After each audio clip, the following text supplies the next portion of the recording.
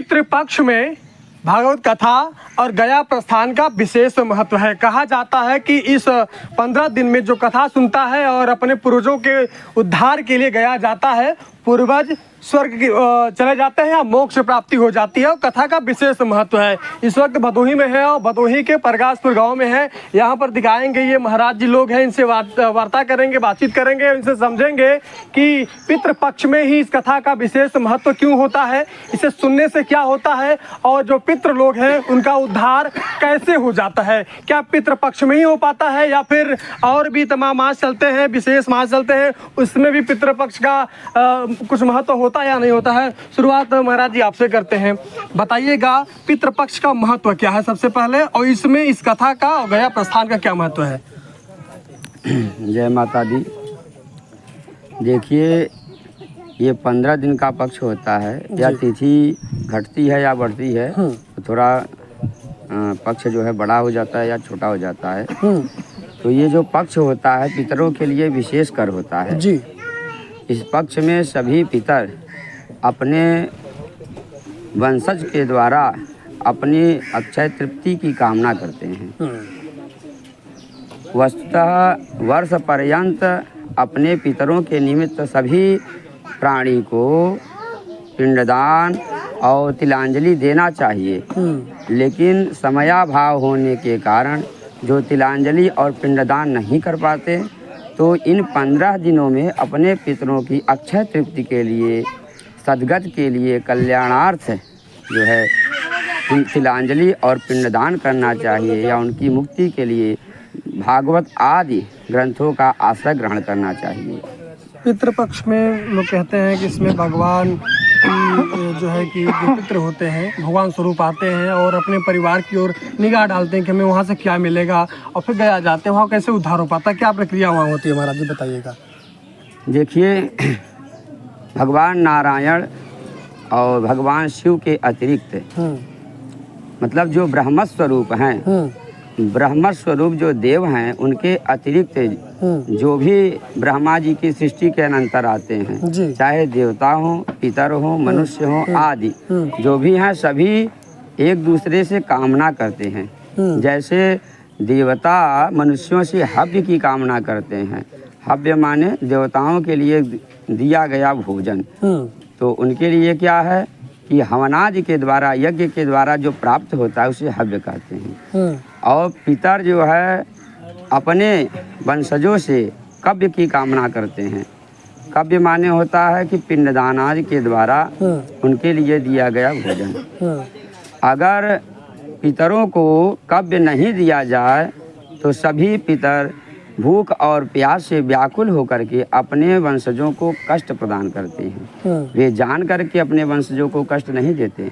जब वे भूख और प्यास से व्याकुल होते हैं, पीड़ित होते हैं, तभी वे जो है अपनी कुदृष्टि अपने परिवारीजनों के ऊपर डालते हैं। लेकिन अगर उनके परिवारीजन अपने पितरों को संतुष्ट रखेंगे, तिलांजलि देंगे, तर्पण करेंगे और पिंडदान करेंगे, तो सदैव उनके पितर संतुष्ट रहते हैं, प्रसन्न रहते हैं और अपने परिवार को, अपने परिवारीजनों को, कुटुंबीजनों को अनेक प्रकार के आशीष प्रदान करते हैं, जिससे कुल की वृद्धि होती है। धन संपदा आदि पदार्थों का खूब भंडार लग जाता है।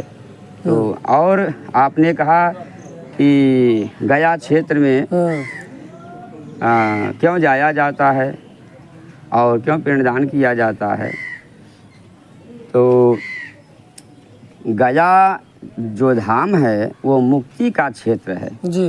भगवान नारायण आदि जितने भी ब्रह्मांड के देवी देवता हैं, सभी प्रत्यक्ष और अप्रत्यक्ष रूप से वहाँ पे विद्यमान है जी। और गयासुर को भगवान नारायण के द्वारा तथा वहाँ पर प्रेतशिला है, उस प्रेतशिला को ये वरदान है कि उनके ऊपर जो जा कर के भी अपने पितर के उद्धारणार्थ पिंडदान करेगा अथवा तिलांजलि देगा, उसके पितर निश्चित रूप से मुक्त हो जाएंगे। जो प्रेत योनि में भटक रहे हैं, प्रेत योनि एक ऐसी योनि है कि अगर उनके निमित्त कुछ नहीं दिया जाए तो सब कुछ होते हुए, सारी संपदा होते हुए भी वे उसका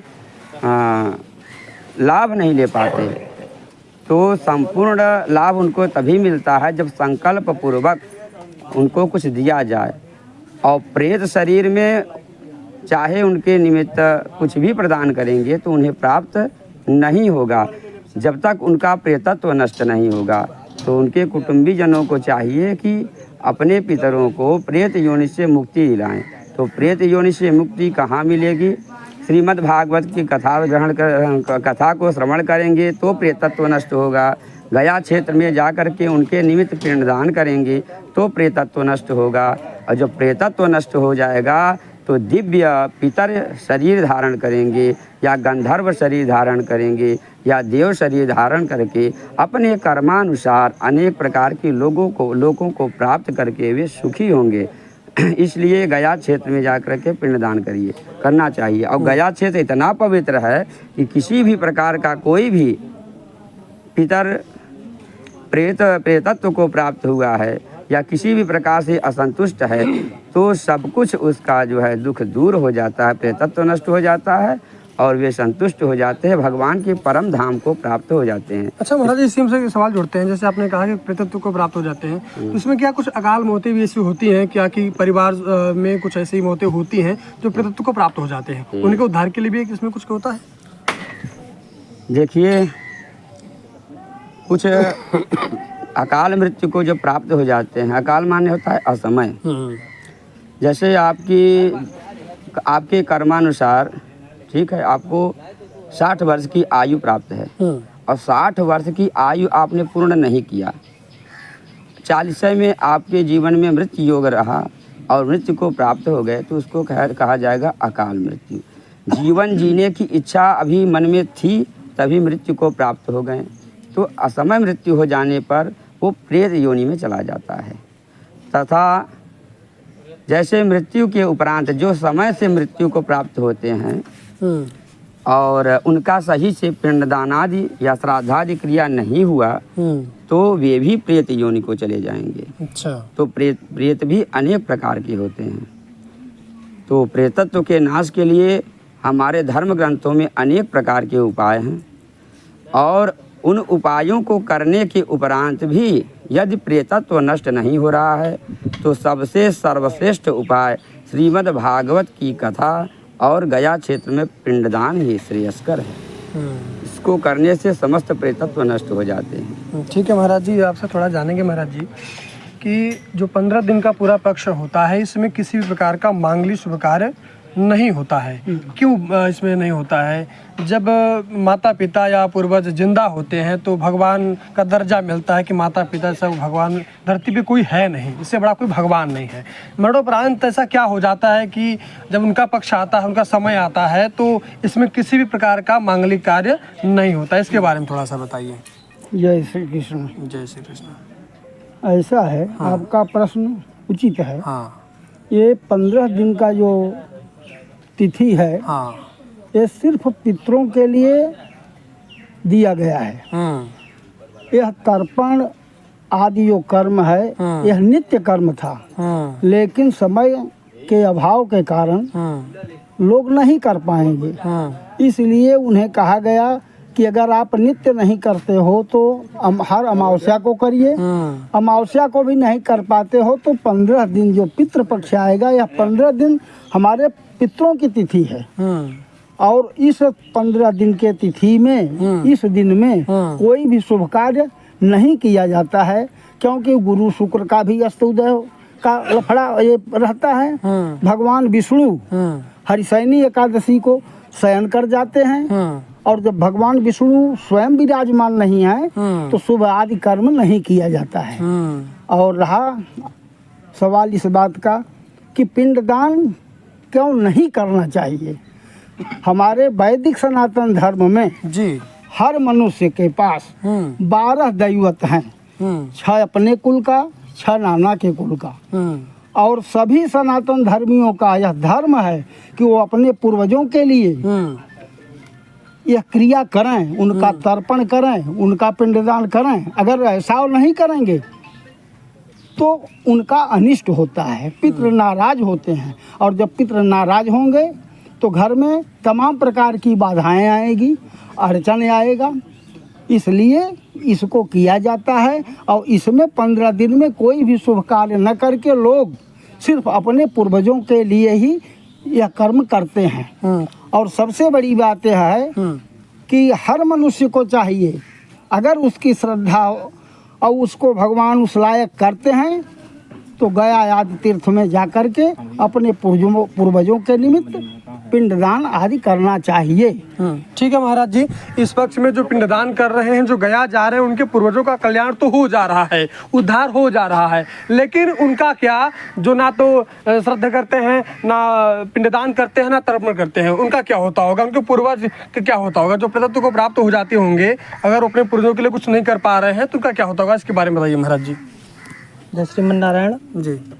आपका प्रश्न सही है कि अगर मान लीजिए कोई अपने बंधु बांधवों जनों का तर्पण इत्यादि नहीं कर पाते हैं तो उनकी प्रतत्व से मुक्ति नहीं हो पाती है। उन परिवारी जनों को बाधाएं, कष्ट आदि व्याधि से जो है वो पीड़ित रहते हैं जी। हाँ, तब उसके लिए तब वो जाते हैं, नाना प्रकार के लिए खोज करते हैं कि हमारे यहाँ कुछ ऐसा हो जाए कि हमारे यहाँ रोग बहुत ज़्यादा है, हाँ, आदि व्याधि बहुत ज़्यादा है, क्यों हो रही है, तब वो ओझा वैद्य के पास जाने लगते हैं। हाँ, तो यहाँ पे क्या है कि तर्पण प्रतिदिन करना चाहिए, लेकिन तर्पण प्रतिदिन नहीं हो पा रहा है तो पितृपक्ष में जो तिथि है, जिस तिथि पे उनके यहाँ पे लोग गए हुए हैं, अगर उस दिन भी नहीं कर पा रहे हैं तो लास्ट 15वें दिन अपना जो है पिंडदान ये सब करवा लेना चाहिए। एक आखिरी सवाल आपसे करेंगे, जैसे मान लीजिए यहाँ पे भागवत कथा का आयोजन किया गया है, लगभग जो कराते हैं वो सभी जगह कराते हैं, अगर जो सक्षम नहीं है, क्या बिना भागवत कथा का आयोजन किए बिना गया प्रस्थान कर सकता है, या फिर ऐसा कोई विधा है या नहीं है? देखिए ये जो प्रश्न है आपका, ये प्रश्न आपका बहुत विचारणीय प्रश्न है। नाना प्रकार के लोगों के रहता है ये प्रश्न। तो कुछ जगहों पे पहले लोग गया जी चले जाते हैं, वहाँ पे पिंडादिक क्रिया कर लेते हैं और फिर वहाँ से आकर के तब जाकर के श्रीमद् भागवत की कथा सुनते हैं। जी, बहुत बहुत धन्यवाद आपका। महाराज जी, आपसे एक सवाल करेंगे कि आज के समय में जिस तरह से धर्मांतरण का खेल चल रहा है, जो पहले हिंदू थे अब बुद्धिस्ट हो जा रहे हैं या क्रिश्चियन बन जा रहे हैं, अब वो इस परंपरा को तो नहीं मानते हैं, ना भागवत कथा को मानेंगे, ना इस तरह का तर्पण अर्पण को मानते हैं। उनके पूर्वजों का क्या होता होगा? उनके जो पहले हिंदू थे अब दूसरे धर्म में चले गए हैं, उनके पूर्वज का क्या होता होगा? उनके पूर्वजों के लिए न तो ये इधर के हुए न तो उधर के हुए, क्योंकि कहा गया है, गीता में भी भगवान श्री कृष्ण ने कहा है, स्वधर्मो मरणो गेया पर धर्मो भयावहा। अपने धर्म में मर जाना उचित है और दूसरे के धर्म को स्वीकार करना जो है वो बहुत ही भयंकर होता है।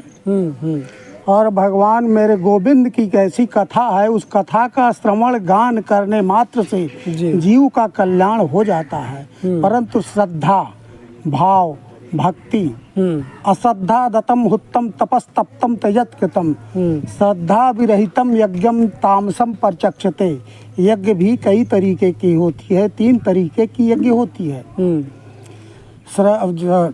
3 तरीके के यज्ञों में श्रद्धा से विहीन जो यज्ञ होती है वो जो है तामसी हो जाती है, इसलिए जीव का प्रेतत्व का या किसी भी कार्य का जो भी कार्य करेंगे अच्छे, उसका जो है उचित पुण्य नहीं अर्जित हो पाता। अपने अपने कर्मों के फलस्वरूप जीव को नाना प्रकार की योनियों में जाना पड़ता है। अनेक प्रकार के नरक हैं, उन पापों के अनुसार उनको नरक की बहुत सी यातनाएं सहनी पड़ती हैं। उन्हीं नरक की यातनाओं से मुक्ति के लिए जो अपने पुत्रगण होते हैं, जीव ये आशा करता है कि हमारे कुल में, परिवार में कोई ऐसा व्यक्ति होगा जो हमें गया जी में ले जा कर के पिंडदान करेगा। उससे वो तृप्त होते हैं, तृप्त होकर के अपने परिवारी जनों का कल्याण करते हैं। जी जी जी। अर्पण तर्पण और श्राद्ध का जो महत्व है वो आप चाहे महाभारत रामायण में जो भी दृश्य हम लोग देखते हैं फिल्म के माध्यम से, उसमें भी इसे विशेष रूप से दिखाया गया है, बताया गया है कि क्या चीज़ इससे होता है। अपना नाम बताइएगा, परिचय, और बताइएगा कि जो आप कार्यक्रम कर रहे हैं, हाँ जी, इससे क्या भाव है, अपने पूर्वजों को लेकर कि उनका कल्याण हो जाएगा, और क्या कुछ संदेश देना चाहेंगे कि लोग ज़्यादा से ज़्यादा अपने पूर्वजों के लिए कुछ न कुछ करें, क्योंकि पूर्वज ही असली भगवान हैं। भाई हम कोई संत महात्मा तो है नहीं, हाँ, लेकिन बिल्कुल। अपने बुजुर्गों से, अपने महाराज लोगों से हाँ। ऐसा सुनी है बात जी की जी लोग भागवत सुने, गया तीर्थ अपने पहुंचा के आवे अपने जो पूर्वज हैं, तो उससे बहुत अच्छा आशीर्वाद मिलता है। समझ रहे हैं, धन धान की प्राप्ति होती है अपने बच्चों को वो लोगों के आशीर्वाद से। बाकी आप देख ही रहे हैं, संसार में आए अपने देश में अलग अलग तरीके के अलग अलग धर्म के लोग रहते हैं, जिसकी इच्छा है करती है। अभी हम लोग हैं, हम समझो संत महात्मा लोग मिल के गए हैं, हरिद्वार स्नान कर रहे हैं, तो वहाँ पे आपको कुछ ऐसे लोग भी मिल जाएंगे कि वो इंतजार में है कि आप डुबकी लगाओ और आपका जो यहाँ रखा हुआ है मैं इसको लेके खिसकूं। तो उनके दोनों के पूर्वज ऊपर से देखते रहते हैं। जी जी। तो अब आप तो बोल रहे हैं हर हर गंगे, और वो बोल रहे हैं आप करो हर हर गंगे, हम आपको कर देंगे नंगे, सामान कपड़ा लता सब गायब, आप निकल के खोजते रहिए। तो संसार में हर प्रकार के व्यक्ति हैं। तो आपको मैं 2 मिनट में एक कथा सुनाना चाहता हूँ। आज के संसार में रिश्तों का कोई अर्थ नहीं, तर्पण भी मिल जाएगा ऐसी कोई शर्त नहीं, समझे ना। जो अच्छे लोग हैं, जो शास्त्र की जानकारी है या अच्छा कर्म करना चाहते हैं, तो वो लोग करते हैं, जो नहीं करना चाहे वो नहीं करे। अभी आपको एक कलयुग की कथा सुनाता हूँ। एक व्यक्ति थे, उनके पिताजी का स्वर्गवास हुआ, समझे ना। तो उनकी माँ बोलती है, 2 भाई थे, उनकी माँ बोलती है कि बेटा तुम लोग कम से कम थोड़ा बहुत कुछ करो पिताजी के लिए, कम से कम अस्थियां ही गंगा में प्रवाहित करके आ जाओ। तो बच्चा बोलता है हम ये सब चीज को नहीं मानते हैं, समझे ना। गीता में लिखा है कि जैसे मनुष्य शरीर छोड़ता है तो दूसरा शरीर तुरंत मिल जाता है, इसका कुछ मतलब नहीं। तो माँ बोलती है कि भाई तुम लोग मत मानो, लेकिन जिसकी अस्थियां हैं वो तो मानता था, कुछ करो। तो बोले कम से कम अस्थियां ही विसर्जित करके आ जाओ गंगा में। तो छोटा लड़का बोलता है ठीक है मैं कल चला जाऊंगा। वो तैयार हुआ साइकिल से और थैली में अस्थियां लिया। तो वहाँ से 16 किलोमीटर गंगा जी थी, समझे ना। साइकिल से गया 12 किलोमीटर पे एक पेड़ के छांव के नीचे आराम कर रहा था, तो बगल में से एक नाला बह के जा रहा था, समझे ना। तो एक राहगीर से पूछा ये नाला कहाँ जाएगा, तो बोलता है कि ये 4 किलोमीटर जाके गंगा में मिल जाएगा। तो बोल रहा है कि नाला तो जा ही रहा है, हमको जाने की क्या जरूरत है, अस्थियां नाले में डाल के चला आया। तो माँ पूछी कि हाँ बेटा डाल के आ गया बेटा, हाँ पहुँच गई होगी, समझ रहे हो। तो उसके बाद में रात को उसकी माँ को स्वप्न आया कि कैसे कैसे अपने खानदान में आ गए हैं कि अस्थियां तुम नाले में डाल के आ गया। हाँ, तो सुबह माँ पूछती है कि हाँ अस्थियां नाले में डाल के आ गया, पर तुमको किसने कहा। बोले तुम्हारे पिताजी स्वप्न में आए थे और बोले कि अस्थियां नाले में प्रवाहित करके आ गया। तो वो बोला जिंदगी भर तो उनका दिमाग खराब रहा, मरने के बाद भी पागलपन गया नहीं। हाँ, 4 किलोमीटर वहाँ नहीं जा सकते हैं और 12 किलोमीटर पीछे आके तुमको स्वप्न दे रहे हैं, पागलपन खत्म हुआ नहीं। तो ऐसी भी विचारधारा के लोग हैं हमारे शास्त्रों के हिसाब से, जो महात्मा लोग संत लोग बताते हैं अपने हिंदू धर्म में है, उसको करना चाहिए। बिल्कुल। बाकी सत्यता क्या है पता नहीं, आस्था है तो सत्य है सब। भगवान को किसी ने देखा नहीं, जिसको देखा नहीं उसकी पूजा करते हैं, और जिसको देखते हैं उससे देश करते हैं, ऐसा। ठीक है, धन्यवाद आपका विजय तिवारी जी। क्या कुछ कहिएगा। ज़्यादातर इस पूरे कार्यक्रम का आयोजन सवर्ण समाज ही करता है। जी जी। अब तो ओबीसी समाज इस तरह का कहता है कि भैया इसमें तो आडंबर है, ढोंग है, ये है वो है। क्या कुछ कहिएगा इस तरह के आयोजन को लेकर, क्या है? देखिए, जो मैं कहने वाला हूँ इसको भगवान शंकर ने त्रेता युग में ही कह दिया था कि कहाँ ही सुना ही अस अधम नर ग्रसे हैं जे मोह पिशाच, पाखंडी हरिपद विमुख जाने झूठ न साच। तो जो लोग हमारे सनातन धर्म पे अंगली उठाने का काम करते हैं, जहाँ भी कहीं भागवती क्रियाक्रम होता है, कहीं भी मतलब भागवत पुराण की कथा होती है, रामायण की कथा होती है, और ऐसे सत्कर्मों पे जो लोग अंगुली उठाते हैं वो लोग यही हैं जिनको सही क्या है और गलत क्या है उसकी जानकारी नहीं है, और मोह रूपी पिशाच ने उनको पूरी तरह से ग्रसित कर लिया है। ऐसे लोग ही ऐसी बातें करते हैं, और ऐसे लोगों की यही दशा होती है कि इस लोक में भी वो जिंदगी भर परेशान रहते हैं, और मरने के बाद भी अधम योनि में जा करके, प्रेत योनि में जा करके वो वहाँ भी मतलब दुख भोगते हैं और यहाँ भी दुख भोगते हैं। जबकि राम नाम की महिमा मैं सिर्फ इतना ही बताऊंगा कि भर्जनम भविजय नाम मर्जनम सुख संपदाम तर्जनम यम दूता नाम राम रामेति गर्जनम। जहाँ भगवान राम के नाम का उच्चारण होता है ना, वहाँ जो भव का बीज है, भव माने दुख, कष्ट, संकट, संकट नहीं, जो संकट की जड़ है वह नष्ट हो जाती है, और भगवान राम का नाम लेने से बड़े बड़े मतलब दुराचारी दुरात्मा जो है ना वो चिल्ला करके भागते हैं। ये भगवान राम के नाम की महिमा है। और अभी आपने जो कहा कि सवर्णों के द्वारा ये लोग किया कर्म किया जा रहा है और लोग नहीं कर रहे हैं, तो देखिए हमारा दरवाज़ा हमेशा से खुला हुआ है। कभी ब्राह्मण ने कोई भी यज्ञ, कोई भी तप, कोई भी दान धर्म, कोई भी भंडारा व्यक्तिगत अपने लिए नहीं किया है। ब्राह्मण जब कहता है सर्वे भवन्तु सुखिनः सर्वे सन्तु निरामया, तो ब्राह्मण अपने लिए नहीं कहता। सर्वे भवन्तु सुखिनः माने सब सुखी हों, सब निरोगी हों ना, विश्व का कल्याण हो। ब्राह्मण का जब यहाँ यज्ञ होता है, हवन होता है, पूजा पाठ होता है, आहुति डालते हैं, तो विश्व का कल्याण कहा जाता है, नहीं कहा जाता है कि ब्राह्मण का कल्याण हो।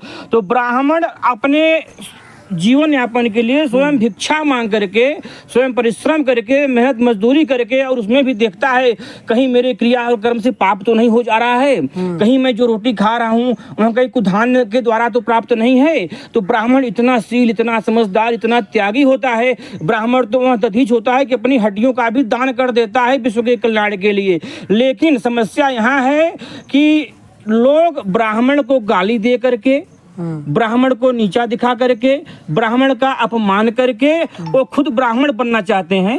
उनके लिए मैं सिर्फ इतना ही करना चाहता हूँ कि हे मानव मात्र के लोगों, अगर आप ब्राह्मण कुल में पैदा नहीं हुए हैं और आप ब्राह्मण बनना चाहते हैं, तो ब्राह्मणों को गाली दे करके आपकी सद्गति नहीं होगी, आप अधोगति को ही प्राप्त होगे। अगर आपको ब्राह्मण बनना है तो महर्षि विश्वामित्र से आपको सीखना पड़ेगा। जब तक महर्षि विश्वामित्र ने महर्षि वशिष्ठ से ईर्ष्या और देश का भाव रखा, उन्होंने तपस्या करके गायत्री को भी सिद्ध कर लिया, लेकिन ब्राह्मणत्व की प्राप्ति नहीं हुई। जब उन्होंने महर्षि वशिष्ठ के श्री चरणों में साष्टांग प्रणाम करके, साष्टांग लेट करके अपने आप को समर्पित कर दिया, तब उनको ब्राह्मणत्व का वरदान मिला। तो जो लोग ब्राह्मण बनना चाहते हैं, ब्राह्मणों की बराबरी करना चाहते हैं, वह तभी ब्राह्मण बन सकते हैं, या तभी ब्राह्मणत्व उनके अंदर आ सकता है, या ब्राह्मणों की बराबरी कर सकते हैं जब ब्राह्मणों का पैर दबाएंगे, ब्राह्मणों की चरण वंदना करेंगे और ब्राह्मणों के द्वारा दिए गए आदेशों और निर्देशों का पालन करेंगे और विनम्रता पूर्वक जीवन यापन करेंगे, तब ब्राह्मण बन सकते हैं। ब्राह्मण की कृपा प्राप्त करके ब्राह्मण बना जा सकता है। हमारे यहाँ दरवाजे खुले हुए हैं, लेकिन ब्राह्मण को गाली दे करके आप इस जन्म में भी दुख भोगेंगे और मरने के बाद भी अधोगति को प्राप्त होंगे। ठीक है, धन्यवाद आपका। पूछ लिया नहीं कहा अपने मन से बताइए। अभी अभी आपने कहा कि अन्य धर्मों के लोग क्या प्रेत योनि में नहीं जाते। हाँ हाँ तो ये जो संस्थापक हैं गोरखपुर प्रकाशन के जी, गोयनका जी यमुना जी के किनारे यही श्रीमद् भागवत का पाठ कर रहे थे। तो एक आदमी वहाँ बैठ कर रोज सुनता था। अंतिम दिन उन्होंने पूछा कि भाई आप कौन हो? उसने कहा मैं एक ईसाई प्रेत हूँ। हिंदू भी नहीं, ईसाई।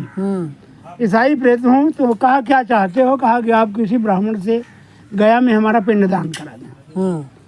तो वो बड़े फेर में पड़े, ढूंढने लगे, एक ब्राह्मण मिला भी। तो फिर उस ब्राह्मण ने कहा कि ये पिंडदान मैं किस गोत्र में करूँगा?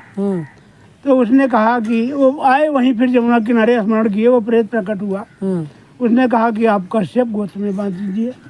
कश्यप सबकी गोत्र है, कश्यप से ही सृष्टि पैदा हुई है। माने आदमी नहीं, जानवरों की भी उत्पत्ति कश्यप से ही हुई है।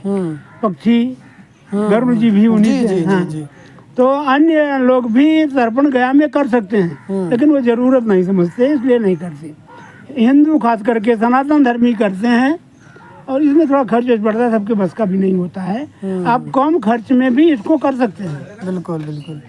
ठीक है, धन्यवाद आपका। ऐसा है अभी जो चाचा जी कह रहे थे ना, अभी आप जो पूछ रहे थे कि जो अन्य धर्म के लोग हैं जो हिंदू धर्म को नहीं मानते और क्या वो भी प्रेत होते हैं नहीं होते हैं, तो भाई साहब मैं आपको बता दूं कि चाहे हिंदू हो चाहे गैर हिंदू हो, जो नारायण से विमुख है वो जीते जी ही प्रेत का पिंड है।